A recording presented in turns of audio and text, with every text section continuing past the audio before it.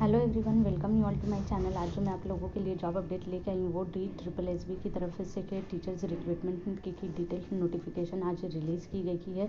जैसा कि हम सभी जानते हैं DSSB की तरफ से कुछ दिन पहले के एक शॉर्ट नोटिफिकेशन निकला था टीचर्स रिक्रूटमेंट को लेकर। आज इनका डिटेल नोटिफिकेशन आया है, तो चलिए वीडियो में के देख लेते हैं कि यहाँ पर क्वालिफिकेशन क्या रहने वाली है, एज क्राइटेरिया क्या है, एप्लीकेशन फ़ी क्या है, आप लोगों को अप्लाई ही कैसे करना है और फिर किन सब्जेक्ट्स के लिए यहाँ पर की वैकेंसी है, ये नंबर ऑफ पोस्ट कितने रहने वाली है, सारी डिटेल्स देख लेते हैं। और एक अच्छी बात ये है कि यहाँ पर ये एक कंडीशन ऐसा दिया गया है कि अगर आप लोग B.Ed नहीं किए हैं तो भी कि आप यहाँ पर ही एलिजिबल हो सकते हैं। तो चलिए डिटेल इन्फॉर्मेशन देखते हैं वीडियो में। ये उनका ऑफिशियल नोटिफिकेशन है। जैसा कि आप देख रहे हैं यहाँ पर ही लिखा हुआ है कि पोस्ट ग्रेजुएट टीचर के लिए कि यहाँ पर की डिटेल्स नोटिफिकेशन निकला है।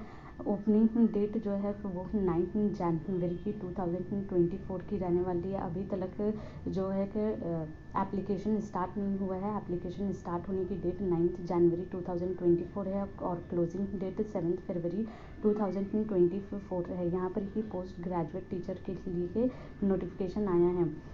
सब्जेक्ट्स देख लेते हैं। PGT की हिंदी मेल के लिए यहाँ पर 1 वैकेंसी है। PGT हिंदी फीमेल के लिए यहाँ पर 4 वैकेंसी है। देखिए डिपार्टमेंट में नहीं पढ़ रही हूँ, डिपार्टमेंट आप लोग पढ़ लीजिएगा।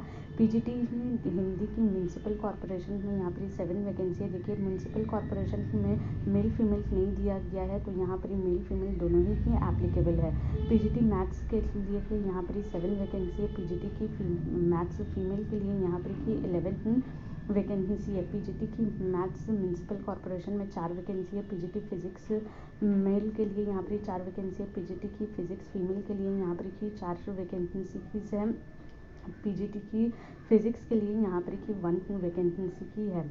PGT की केमिस्ट्री की मेल के लिए 14 वैकेंसी है। PGT केमिस्ट्री फीमेल के लिए 10 वैकेंसी है। PGT केमिस्ट्री की म्यूनसिपल कॉर्पोरेशन में 2 वैकेंसी है। PGT बायोलॉजी मेल में 18 वैकेंसी है। PGT बायोलॉजी फीमेल में 19 वैकेंसी की है। PGT बायोलॉजी म्यूनसिपल कॉर्पोरेशन में 2 वैकेंसी है। PGT की इकोनॉमिक्स मेल में 23 वैकेंसी है। फीमेल में 0 वैकेंसी है। PGT इकोनॉमिक्स म्यूनसिपल कॉर्पोरेशन में 5 वैकेंसी है। PGT कॉमर्स मेल में 8 वैकेंसी है। PGT की कॉमर्स फीमेल में यहाँ पर की 8 वैकेंसी है। PGT कॉमर्स म्यूनसिपल कॉर्पोरेशन में 6 वैकेंसी है। PGT की हिस्ट्री मेल में 14 वैकेंसी है। PGT हिस्ट्री फीमेल में 6 वैकेंसी की है। PGT हिस्ट्री की म्यूनसिपल कॉर्पोरेशन में 4 वैकेंसी है। PGT की ज्योग्राफी मेल में यहाँ पर की 20 वैकेंसी है। PGT की ज्योग्राफी फीमेल में 1 वैकेंसी की है।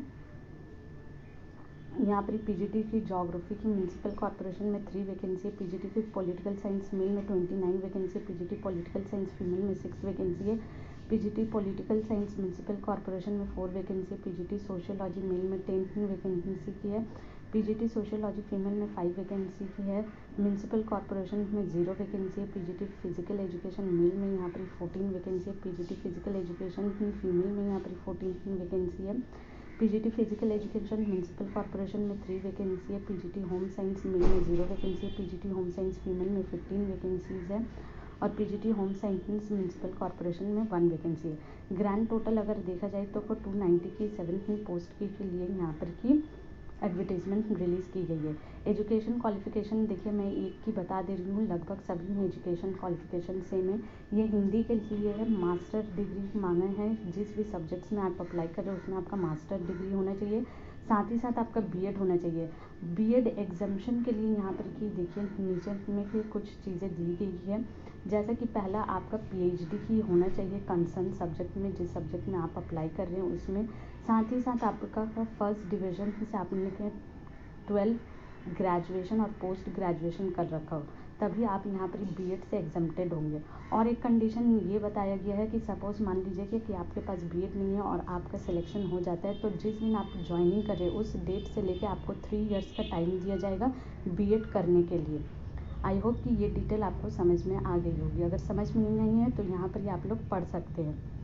यहाँ पर कि देखिए एज जो है आपकी 36 इयर्स जो है लिमिट रहने वाली है, एज लिमिट। पे स्केल 47,600 से लेकर 1,51,100 की यहाँ पर की पे लेवल आपकी मिलने वाली है। यहाँ पर ये एज में रिलैक्सेशन जो लोग गवर्नमेंट सर्वेंट्स हैं उन लोगों को दिया जाएगा, और टीचिंग जो यूनिवर्सिटी में पढ़ा रहे हैं उन लोगों को दिया जाएगा। और जो कॉन्ट्रैक्चुअल एम्प्लॉय की है सेम डिपार्टमेंट के, जैसे डायरेक्टरेट ऑफ एजुकेशन के, तो उनको 5 ईयर्स का एज में रिलैक्सेशन मिलेगा।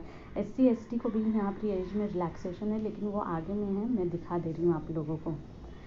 एलिजिबल देखिए यहाँ पर कि सभी की कैंडिडेट जो है सभी स्टेट्स के एलिजिबल है, जैसे कि लिखा हुआ है the candidate must be citizen of India. तो आप किसी भी स्टेट से आप यहाँ पर अप्लाई कर सकते हैं। ये उनका ऑफिशियल लिंक है वेबसाइट का, यहाँ से आप लोग जाकर देख सकते हैं एडवर्टीजमेंट को। यहाँ पर ही देखिए एक चीज़ बोल्ड लेटर में दिया हुआ है कि वंस ऑनलाइन एप्लीकेशन फॉर्म अगर आप लोग सबमिट कर देते हैं तो no request for changing, correction, modification including change of category की विल बी इंटरटेन और अलाउ अंडर एनी सर्कमस्टांसेस। मतलब कोई भी चेंजेस आप लोग नहीं कर सकेंगे, ये बोल्ड में लिख दिया गया है।